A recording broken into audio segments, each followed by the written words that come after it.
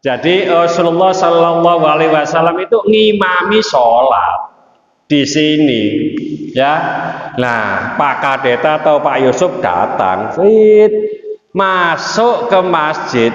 Rasulullah tahu ada orang datang. Ruku'e jiwa tada suwe, takbir Allahu Akbar, langsung rukuk di sana, Pak. Durung mlebu shaf. Ya, nah setelah Rasulullah itidal sami Allahu liman hamidah, Pak Kadeta sama Pak Yusuf berdiri ambil Melayu, kicik masuk shaf. Ya, ngono ku ya Rasulullah ya tahu ngono ku. Ya. Setelah itu, setelah sholat Rasulullah nyampeno, awakmu kene apa? Sholat kok melayu nek mlaku ngono ku. Ya.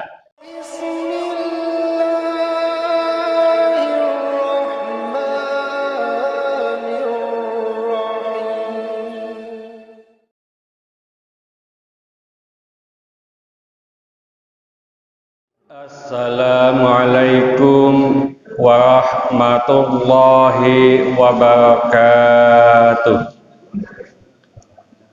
Ila hadratin Nabil Mustafa sallallahu alaihi wasallam wa ila jami' ikhwanihi minal anbiya'i wal mursalin wal awliya wa syuhada wa salihin wa sahabati wa tabi'in wal ulama'i wal amilin wal musannifina wal mukhlisin wa ila jami'il mujahidin fi sabilillahil malaikati muqarrabin khususan ila sayyidina Syekh Abdul Qadir Jilani wa bil khusus Syekh Ibnu Hajar Al Asqalani Al-Fatihah.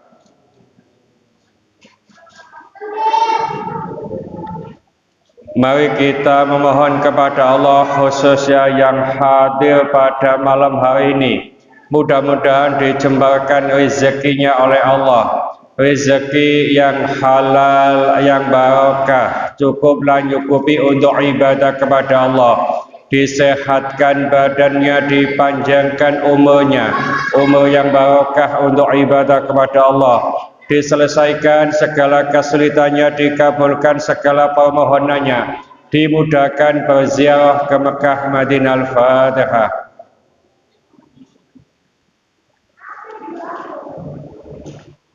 Mari kita doakan saudara-saudara kita yang pada malam hari ini belum dapat bergabung dengan kita, tak karena sakit, mudah-mudahan Allah memberikan cepat kesembuhan, tak karena sibuk, mudah-mudahan Allah memberikan keluangan waktu sehingga minggu-minggu berikutnya bisa bergabung dengan kita. Kita bacakan Fatihah untuk jamaah kita yang pernah sholat di musola ini, yang telah meninggalkan kita semuanya.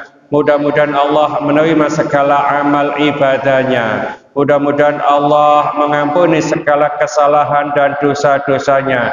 Dan mudah-mudahan Allah menempatkan ia di tempat yang mulia di sisinya. Al-Fatihah.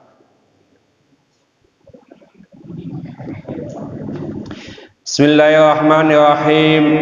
Alhamdulillahirabbil alamin wassalatu wassalamu ala asyrafil mursalin sayyidina wa habibina wa syafi'ina Muhammadin wa ala alihi wa sahbihi ajmain wa man tabi'ahu bi ihsanin la yaumiddin, amma ba'd. Bapak-bapak, ibu-ibu jamaah musholla Al-Hikmah rahimakumullah. Mari kita lanjutkan kajian kita di kitab Bulughul Maram, masih melanjutkan kitab shalah, bab yang kitab yang menjelaskan tentang sholat. Bab sholatil jamaati wal imamati, bab yang menjelaskan tentang sholat jamaah. Hadis yang ke-17. Bismillahirrahmanirrahim. Wa ani bani Abbasin radhiyallahu anhuma qala, dari Ibnu Abbas, mudah-mudahan Allah meridhai keduanya, ia berkata, shallaitu ma'a Rasulillah sallallahu alaihi wasallam, aku sholat bersama Rasulullah sallallahu alaihi wasallam, zata lailatin, pada suatu malam. Faqumtu an yasarihi, lalu aku berdiri di sebelah kiri beliau. Fa akhadha Rasulullah sallallahu alaihi wasallam bi ra'si, lalu Rasulullah sallallahu alaihi wasallam memegang kepalaku min warai, dari belakangku. Faja'alani an yaminihi, lalu beliau memindahkan aku ke kanan beliau. Muttafaqun alaih, riwayat Bukhari Muslim. Ini Ibnu Abbas masih muda, Pak. Ketika Rasulullah Shallallahu Alaihi Wasallam sholat pada suatu malam, tentunya ini sholat sunnah. Ketika Rasulullah mau sholat, Ibnu Abbas ini ikut sholat. Lalu Ibnu Abbas ini berdiri di sebelah kirinya.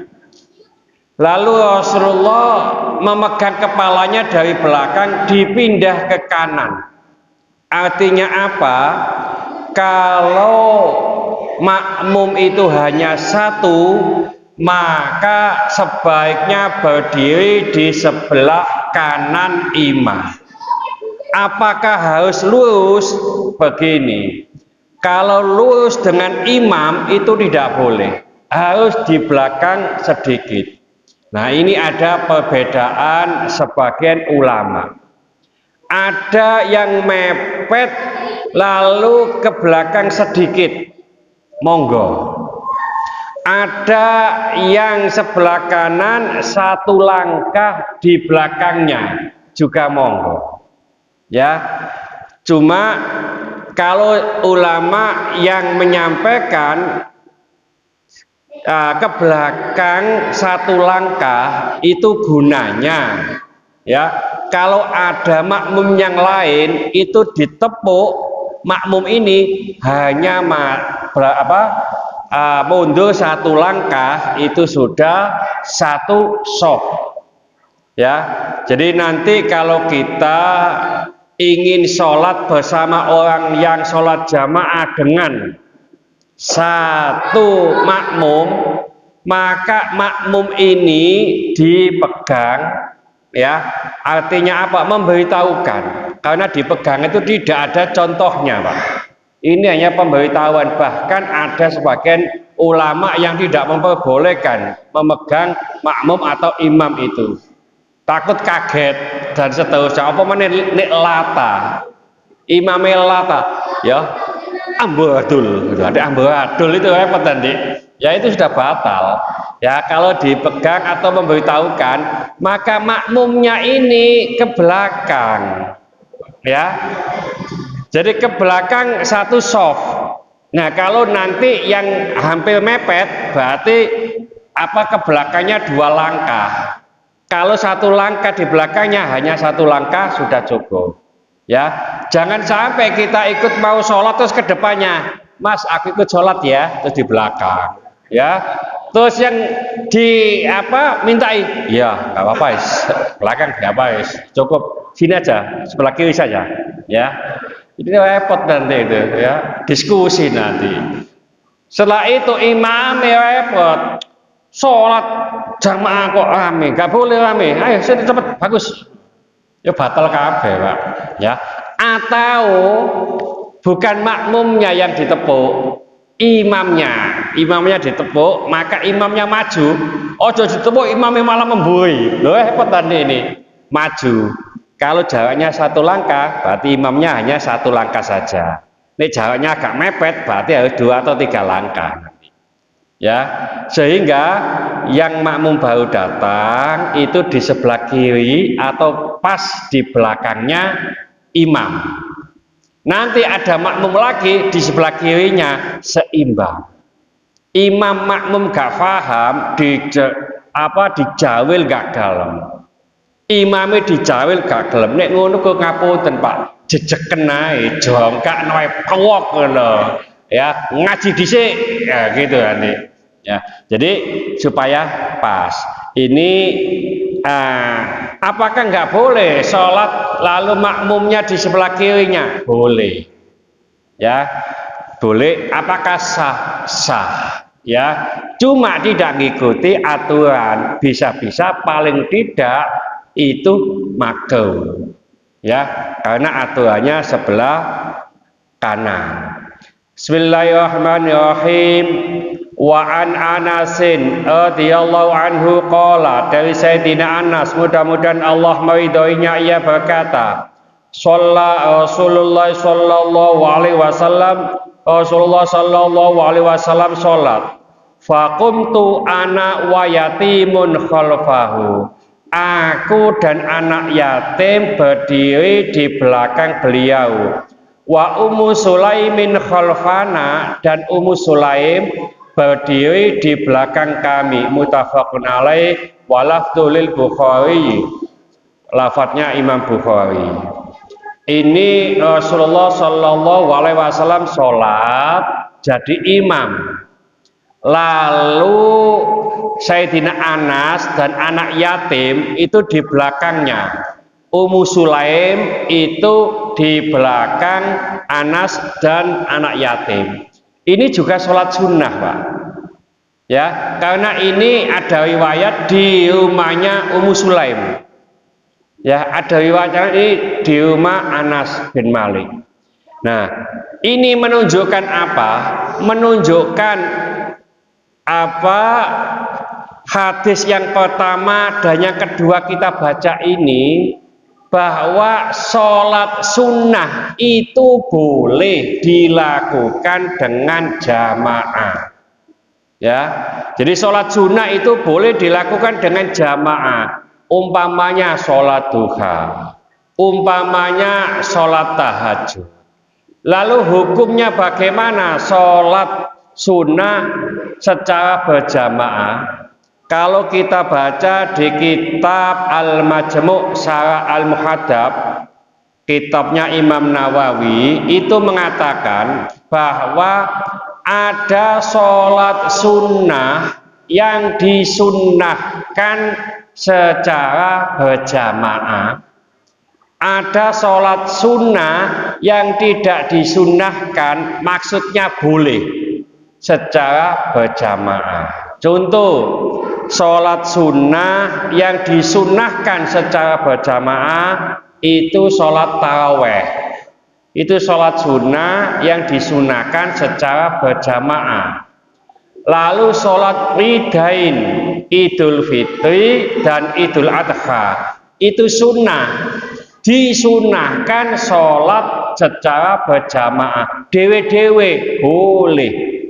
Sholat istisqa, ya, jangan terbalik. Ini sholat istisqa di Masjid Istiqlal, dibalik sholat Istiqlal di Masjid Istisqa. Wah, ini jadi keliru penyebutannya ini. Nah, ini sholat sunnah tapi disunahkan untuk berjamaah. Yang lainnya boleh berjamaah. Contoh ngapunten, ada sholat tasbih, sholat hajat, sholat tahajud dan seterusnya. Ini boleh dilakukan secara jamaah, tapi tidak mendapatkan keutamaan sholat jamaah. Jadi tidak ada keutamaan sholat jamaah, tapi boleh. Wes sholat tahajud dewi-dewi, umpamanya sana sholat, monggo, tidak apa-apa. Tapi kalau memang dipimpin oleh imam itu kadang-kadang lebih pas, ya. Koyok-koyok kita itu mengundang, ayo kita sholat jamaah, ya, tahajud, itu yang datang lebih banyak umpamanya. Sholat duha boleh, ya. Ini sholat sunnah yang dilakukan oleh Rasulullah. Saya baca lagi satu. Ini biasanya kelakuannya Pak Yusuf atau Pak Kadeta ini, ya. Bismillahirrahmanirrahim. Wa an Abi Bakrah radhiyallahu anhu, dari Abi Bakrah, mudah-mudahan Allah meridhoinya, annahu intaha ilan Nabi sallallahu alaihi wasallam, bahwasanya Abi Bakar ini sampai kepada Nabi wahwa raqi'un, padahal Rasulullah sedang rukuk. Faraka'a qabla ayyasila ila sofi. Lalu Abu Bakar ini rukuk sebelum sampai ke sof. Faqala lahu Nabi sallallahu alaihi wasallam, lalu Nabi sallallahu alaihi wasallam berkata kepadanya, zadakallahu hirsan, mudah-mudahan Allah menambah kebaikanmu, wala ta'ud, maka janganlah kamu ulangi. Rawahul Bukhari, diriwayatkan oleh Imam Bukhari. Wa zada Abu Dawud fihi, dan menurut Abu Dawud ada tambahan, Farakaatu nasofi, iya Abu Bakar ini rukuk belum sampai di sofnya. Tsumma masya ila sofi, kemudian ia jalan sampai sof. Ini kelakuannya Pak Yusuf sama Pak Kadeta ini ya. Jadi Rasulullah Shallallahu Alaihi Wasallam itu ngimami sholat di sini ya. Nah, Pak Kadeta atau Pak Yusuf datang, masuk ke masjid. Rasulullah rukuk. Rasulullah tahu ada orang datang. Rukuknya jiwa tada suwe. Takbir Allahu Akbar, langsung rukuk di sana, Pak. Durung mlebu shaf. Ya. Nah, setelah Rasulullah itidal sami Allahul man hamida, Pak Kadeta sama Pak Yusuf berdiri ambil Melayu, kicik masuk shaf. Ya, ngono ku ya Rasulullah ya tahu ngono ku. Ya. Setelah itu, setelah sholat Rasulullah nyampe awakmu kene apa? Sholat kok melayu nek mlaku ngono ku. Ya. Yang kula ketinggalan ya Rasulullah. Ini apa malih? Ya wis, ya muga-muga Allah menambah kebaikanmu. Ojo diulangi maneh. Artinya apa? Gitu itu boleh. Nek terpaksa, Pak. Ya nang iki nek terpaksa bendino, ya repot iki. Ya, sesekali boleh. Jadi kemarin saya sampaikan, ya kalau makmum masbuk enggak usah baca Fatihah, boleh. Allahu Akbar, takbir, terus takbir, ruku. Jangan sampai begini nanti salah kaprah. Jadi gak maca Fatihah, jadi takbir Allahu Akbar, langsung ruku. Lah ini gak sholat ini. Takbiratul iqamah gak ono. Jadi takbiratul iqam, lalu langsung takbirane ruku. Kalau masih menangi imame ruku, masih satu rakaat. Ya, ini tadi Abu Bakar ini kepingin dapat satu rakaat. Makanya ruku kono. Nah, nek nduk kene ya enggak masalah, Pak. Ojo sampe sak durunge nduk nggone undak-undakan kono. Ya, nduk waduh sokok, nduk dalan wis sokok dhisik ndak boleh. Ya. Jadi berdiri langsung cicik masuk ke shop. Untung sofe gak jauh. Nah nek kok Masjid Al Akbar ngono waduh yo melayu, Pak, ya. Jadi ini masih diperbolehkan, tapi ojo bendino, ya. Umpamanya takbiratul Allahu Akbar, terus bismillahirrahmanirrahim, maca bismillah tok umpamane kok imame rukuk langsung rukuk, ini sudah boleh. Jadi ini makmum masbuk. Ada makmum wafik, itu makmum yang mendapatkan Fatihah di rakaat pertama.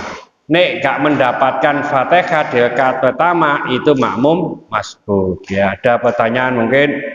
Enggak.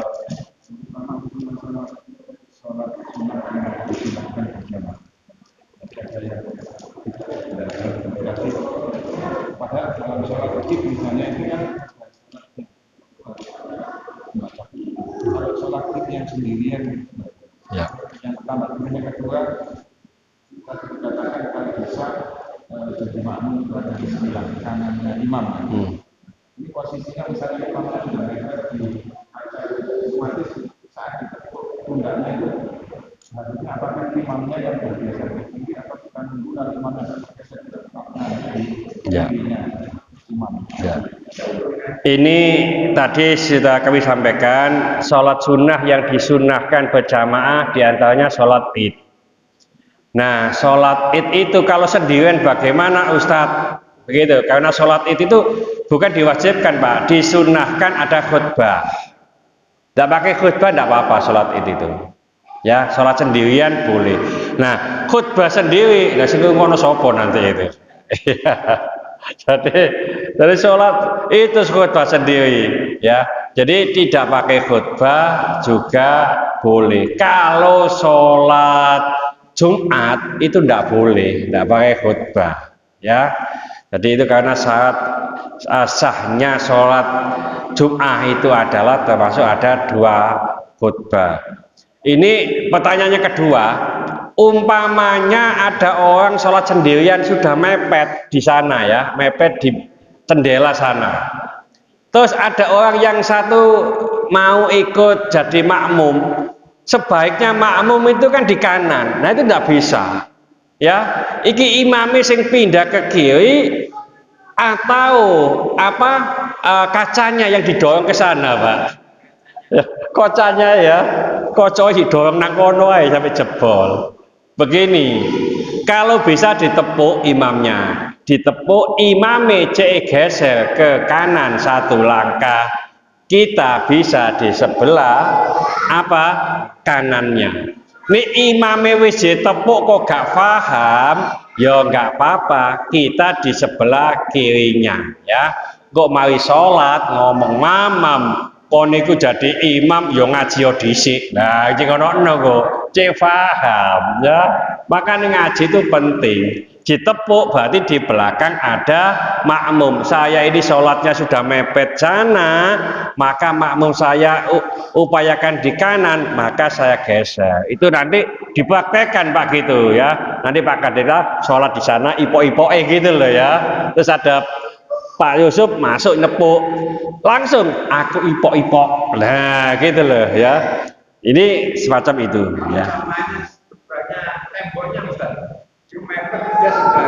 Ini di luar nanti nggak sambung, ya nggak sambung nanti, ya monggo.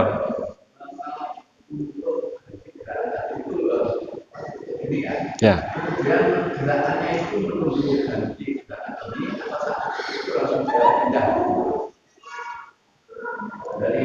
Oh gitu. Nggak usah ngikuti gerakan. Jadi pas ditepuk dia tuh pindah langsung. Ya, jadi kalau berdiri maunya ya ditepuk dia langsung pindah atau pindah ke depan atau pindah ke belakang. Nggak usah ngikuti gerakan. Nanti umpamanya kalau ruku ya atau itidal terus nanti mau ruku mundur, ini repot nanti. Cuma nek sujud aja ditepuk Pak yo gak iso nang ndi wong sujud maju gak kena, mundur gak kena iki. Jadi upaya pas berdiri itu maju boleh, ke belakang boleh, ke kanan, ke kiri ya. Ya monggo. Saya sholat sunnah terus sama orang juga paling jalan duit ya Pak. Ini ada pertanyaan, sholat ba'diyah duhur terus ditepuk di belakangnya dulu pernah saya sampaikan, coba kita ulangi lagi. Biasanya begini ini di masjid tepi jalan.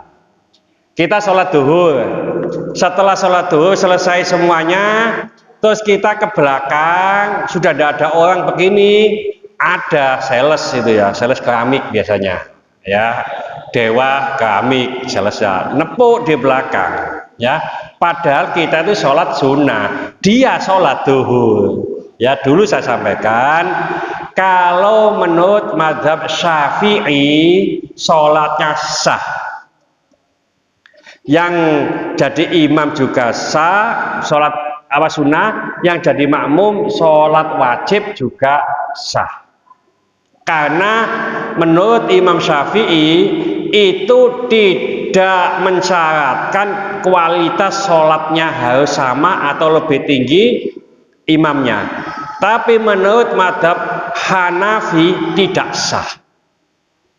Jadi menurut mazhab Hanafi tidak sah. Siapa yang tidak sah? makmumnya, karena makmumnya kualitas sholatnya itu lebih tinggi, karena sholat wajib, imamnya sholat sunnah, jadi tidak sah menurut Imam Hanafi. Caranya bisa begini, bisa ditolak begini, ya. Nah, Imam Syafi'i pokoknya ono wong sholat terus kita ikut makmum sah, kecuali sholatnya kaifiyahnya beda, caranya beda. Contoh sholat imamnya sholat gerhana, makmumnya sholat duhur, tidak sah, karena gerhana sama sholat wajib itu beda, ya. Imamnya sholat jenazah, makmumnya sholat duhur, ini juga tidak sah karena tidak sama, ya. Jadi kalau menurut madzhab Syafi'i sopo sing melon numbui tidak apa-apa, ya. Nah, itu kalau mau sudah ditolak begini itu nggak usah ikut, ya, nggak usah ikut begitu, karena mungkin dia bermadzhab Hanafi, ya. Ada lagi mungkin, ya enggak.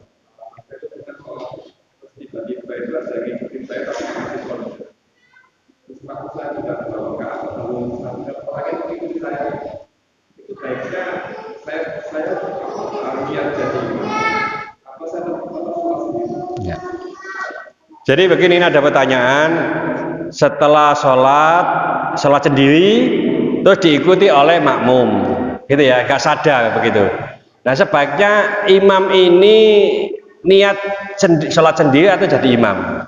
Begini, menurut madzhab Syafi'i ngapunten, imam itu mendapatkan keutamaan sholat jamaah bila niat menjadi imam. Aba Wasik tadi sholat, ya, kok gak niat jadi imam, sah, sholatnya semuanya sah, tapi tidak mendapatkan keutamaan sholat jamaah. Kalau makmum menurut madzhab Syafi'i wajib menjadi makmum, niat jadi makmum. Nah, kalau sholat sendirian, sholat munfarid, ya, sholat sendirian, ya, terus diikuti belakangnya, tentunya belakangnya niat menjadi makmum, maka orang yang sholat sendirian diikuti oleh yang belakang meskipun dijawil dan seterusnya, itu dia tetap hanya mendapatkan sholat sendirian, kecuali ngubah niat di tengah-tengah, saya jadi imam, ngubah gitu aja, ya, saat ini saya jadi imam. Nah, kalau sudah jadi imam, maka perlakuannya harus seperti imam. Kalau sholat maghrib, isya, subuh dikeraskan, ya. Jadi umpamanya Fatihahnya dikeraskan. Kalau ini umpamanya rakaat pertama kedua, suratnya dikeraskan. Takbir intikolnya, takbir perpindahannya juga dikeraskan. Selama yang di belakang ini mendengar. Jadi kalau bisa ngubah niat untuk jadi imam supaya mendapatkan keutamaan sholat jamaah. Kalau makmumnya mendapatkan karena dia niatnya, karena di madzhab Syafi'i itu tergantung dengan niat. Di madzhab Hanafi dan yang lainnya tidak usah ngubah niat, jadi imam sudah. Ya, karena niat itu tidak menjadi rukun. Ya, niat itu sunnah di madzhab yang lain. Madzhab Syafi'i itu rukun, ya, jadi harus ada niatnya. Ada lagi mungkin? Ya, monggo. Yang pertama, apakah niat itu harus selalu ucap, ya, atau cukup untuk sholat? Saya tadi kedua, adakah cara kalau kita pernah tinggal sholat wajib?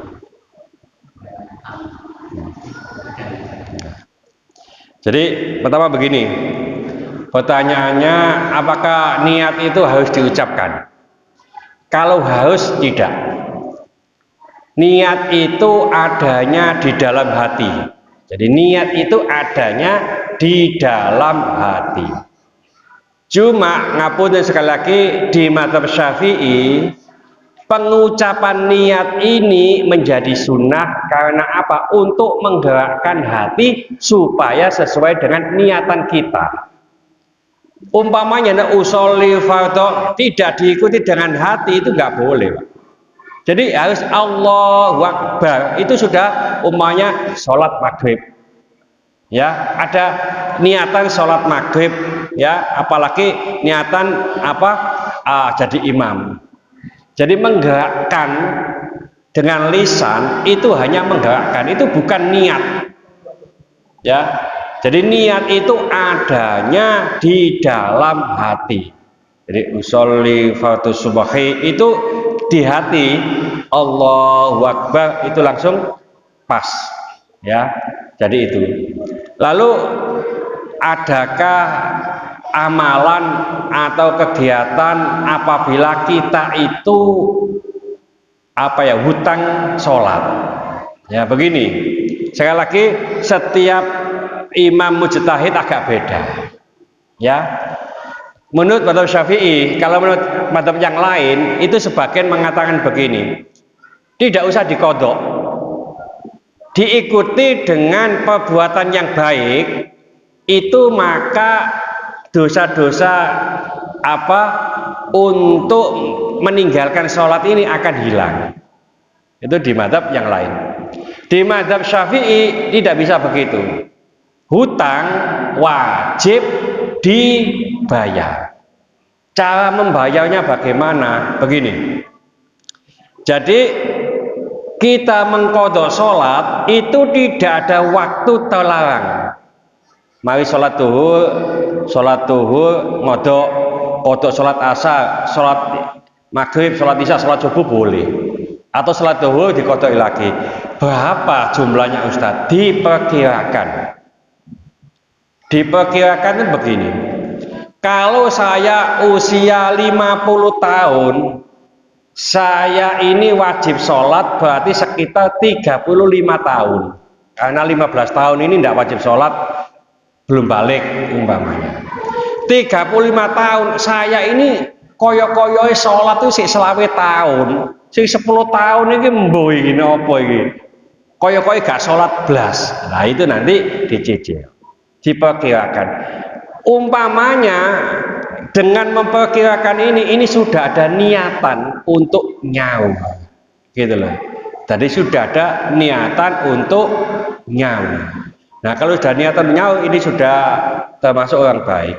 Lalu kalau orang meninggal bagaimana? Meninggal sudah nggak sholat umpamanya. Jadi ini biar nggak tahu sholat dan seterusnya. Ngapunten sekali lagi, di mazhab Syafi'i itu bisa disauri oleh ahli warisnya, semacam puasa. Jadi kalau hadisnya tidak ada, ini dikiaskan dengan hadis puasa. Jadi ayah ibu kita itu tidak puasa, kita yang lebih berhak untuk nyaur puasanya, termasuk sholat. Itu yang pertama. Jadi berapa tahun atau berapa waktu. Yang kedua, bisa bayar fidyah untuk orang meninggal. Jadi satu kali sholat dibayar dengan beras 1 mud, sekitar 6 atau 7 on. Makanya ngapun kalau di desa-desa ada orang meninggal, neono tahlilan dan seterusnya, itu dikasih beras itu Pak ya. Itu yang tahlilan dan seterusnya. Ini juga kadang-kadang untuk membayar fidyah orang yang meninggal yang ketinggalan sholatnya. Ya, jadi umpamanya dilihat aja, kalau satu waktu itu 6 on, ya atau 7 on, 5 waktu sehari berarti 3,5 kilo gitu ya. 7 kali 5 3,5 kilo. Nah sehari, kalau sebulan berapa? Gitu aja. Biasanya wong mati kok oleh beras akeh, ya dapat beras banyak itu dikembalikan kepada orang untuk nyawa sholat tadi loh Pak. Ya, wallahu alam ya. Jadi itu cara untuk nyawa sholat, bisa dengan fidyah, bisa disolat dengan atau diganti dengan warga atau ahli warisnya. Untuk mazhab yang lain ini tidak begitu ya. Jadi ngelakoni api itu nanti bisa menghapus dosa-dosa yang lalu. Ya, ada lagi mungkin. Ini saya baca Bismillahirrahmanirrahim. Wa an wa bisota bni Ma'badin radhiyallahu anhu, dari Wabisah bin Ma'bad, mudah-mudahan Allah meridhoinya, anna Rasulullah sallallahu alaihi wasallam, bahwasanya Rasulullah sallallahu alaihi wasallam rajulan, melihat seseorang, yusolli khalfa sofi wahdahu, ia sholat di belakang sof sendirian. Fa'amarahu ayyu'ida sholata, lalu Rasulullah memerintahkan untuk mengulangi sholatnya. Rawahu Ahmad wa Abu Dawud wa Tirmidzi wa Shahahu Ibnu Hibban. Saya baca satu lagi. Walahu, dan menurut Ahmad dan seterusnya tadi, Antol Ibni Ali radhiyallahu anhu, dari Tolq bin Ali, mudah-mudahan Allah meridhoinya, la sholata limung faridin khalfas sofi, tidak ada sholat sendirian di belakang sof. Wazadat Tabarini fi hadithi Wabisah, dan ada tambahan menurut riwayat Tabarani, ala dakhalta ma'ahum, mengapa kamu tidak masuk bersama mereka, awiz tarata rajulan, atau menarik seseorang. Begini Pak, dari dua hadis ini atau tiga hadis, ada orang yang sholat jamaah, sofnya penuh umpamanya, lalu dia sholat sendirian di belakang sof. Rasulullah selesai sholat suruh mengulangi Pak, ayo sholat mana. Di hadis yang kedua, tidak ada sholat sendirian di belakang sof.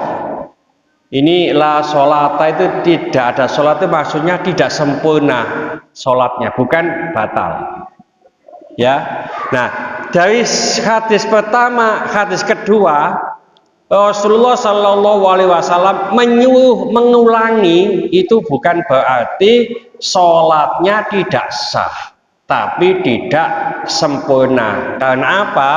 Karena orang yang sholat sendirian di belakang sof itu temannya menjadi setan nanti. Jadi teman setan. Bahkan kalau di dalam kitab begini Pak, ada orang sholat jamaah, softnya ini belum penuh, lalu bikin soft sendirian dia di belakang, softnya belum penuh, ini makruh ya, bahkan tidak mendapatkan keutamaan sholat jamaah karena softnya masih apa? Kosong. Nah, hadis yang ketiga, kalau memang ada yang kosong masuk, kalau tidak begitu tarik apa makmumnya di depan ya, ojo ditarik bengose Pak, di Pak Aman Pak Aman bengose tuwa ditarik bengose ke belakang, narik sebelah mana, jangan narik yang di tengah, sebelah kanan ya, itu digeret ke belakang, kita berdiri di mana? Di sebelah kirinya. Jadi sebelah kanan itu paling kanan ditepuk atau digeret ke belakang supaya nemani kita. Ya, sebelah kiri apa boleh? Boleh, tapi lebih utama sebelah kanan. Jangan di tengah.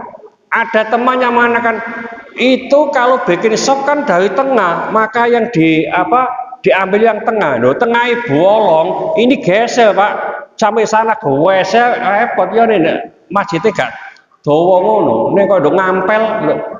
Ya, nah memang bikin sop itu dimulai tengah, nih ono ewangi. Jadi umpamanya ngapunten, kita sholat ini sudah penuh, terus kita sendirian, kok ono wong sik ngoyo icik-icik, wah itu paling gak ngikut ngikuti kita di tengah sini boleh. Karena apa? Karena kita itu berkeyakinan bahwa ada orang lain yang akan menemani kita karena masih di kamar mandi. Ternyata kita tunggu-tunggu mari ngoyo, mulai Pak wonge Pak. Mulai lho apa iki jenan. Mosok melayu ono ya. Ngono ku biasa Pak Kadeta biasa gitu. Ya. Ya terus nggak apa-apa sendirian di sini karena apa? Kita menduga ada temannya. Ya. Nek didelok kok gak ono uang, ya jangan di sini, langsung sebelah kanan. Lho nek digeret yang sana tuh ya juga paham. Makanya butuh ngaji, ya digeret ke belakang ya. Jadi upayakan Pak. Tadi saya lihat ngapunten. Di sini sudah penuh. Terus ini ada apa itu jamaah. Dukono kok bawa cilik, sapa mek wong luruhan dukono Pak. Itu enggak baik gitu. Ya, paling enggak makro. Karena nggak nyambung, ya cambung sini, ya. Jadi tadi saya lihat di sini sudah ada banyak, ke sana ada anak dua, pojokan sana, mbunduk kono anak mepet gitu ya. Anak kecil gitu ya. Ini perlu juga disampaikan, ya. Nanti umpamanya kalau belum anu ya makmumnya, imamnya tadi loh ya, noleh diri, gini, sekonong bikin sendiri gitu loh ya. Disuruh ke sini, itu tugasnya imam nanti. Ini kalau kita jadi makmum, makanya kita perlu ngaji itu supaya kita itu sama-sama paham. Ada pertanyaan mungkin. Terus begini, dulu pernah saya sampaikan, oh ini sudah kurang 2 menit ini ya, nggak nyampe nanti kalau kita dimakan Pak anunya Pak ya, supaya pas ya. Ini kita sudahi tinggal 2-3 menit. Mudah-mudahan sedikit ini dibarengi hidayah oleh Allah Subhanahu wa taala. Mudah-mudahan segala hajat kita dikabulkan Allah, segala kesulitan kita dibantu oleh Allah. Mudah-mudahan anak-anak kita menjadi anak yang soleh solehah, taat kepada Allah, patuh dan nurut kepada kedua orang tua. Yang mengasihi keturunan, mudah-mudahan Allah memberikan keturunan yang soleh solehah. Yang mengasihi jodoh, mudah-mudahan Allah memberikan jodoh yang soleh solehah. Mudah-mudahan di antara kita, keluarga kita, handetolan kita, tetangga-tetangga kita yang saat ini sedang sakit baik di rumah sakit maupun di kediaman, mudah-mudahan Allah cepat mengangkat penyakitnya, menyembuhkan penyakitnya, dan mudah-mudahan Allah memberikan kesabaran kepada yang sakit, dan dengan kesabaran ini mudah-mudahan Allah mengangkat seluruh dosa-dosanya, dan mudah-mudahan Allah mengampuni dosa-dosanya orang yang mendolimi kita. Al-Fatihah. Bismillahirrahmanirrahim. Wal asri innal insana lafi khusrin illa alladziina aamanu wa 'amilus solihati wa tawassaw bil haqqi wa tawassaw bis sabr. Subhanaka wa bihamdika asyhadu an la ilaha illa anta astaghfiruka wa atubu ilaik. Wassalamualaikum warahmatullahi wabarakatuh.